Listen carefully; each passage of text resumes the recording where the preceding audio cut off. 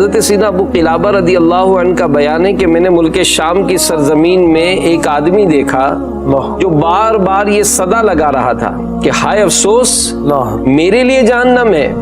میں اٹھ کے اس کے پاس گیا اور دیکھ کر حیران رہ گیا کہ اس کے دونوں ہاتھ پاؤں کٹے ہوئے ہیں اور دونوں آنکھوں سے اندھا ہے، منہ کے بل اوندھا پڑا ہوا، بار بار یہی کہی جا رہا ہے ہائے افسوس میرے لیے جہنم ہے۔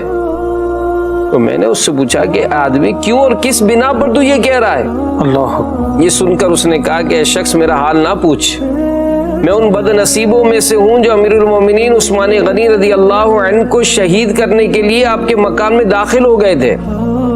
میں جب تلوار لے کر پہنچا تو آپ رضی اللہ تعالی عنہ کی زوجہ محترمہ رضی اللہ تعالی عنہ مجھے زور زور سے ڈانٹنے لگی، تو میں نے غصے میں آ کر بی بی صاحبہ رضی اللہ تعالی عنہ کو تھپڑ مار دیا۔ تو یہ دیکھ کر امیر المومنین عثمان غنی رضی اللہ عنہ نے یہ دعا مانگی کہ اللہ عز و جل تیرے دونوں ہاتھ اور دونوں پاؤں کاٹے، تجھے اندھا کرے اور تجھ کو جہنم میں جھونک دے۔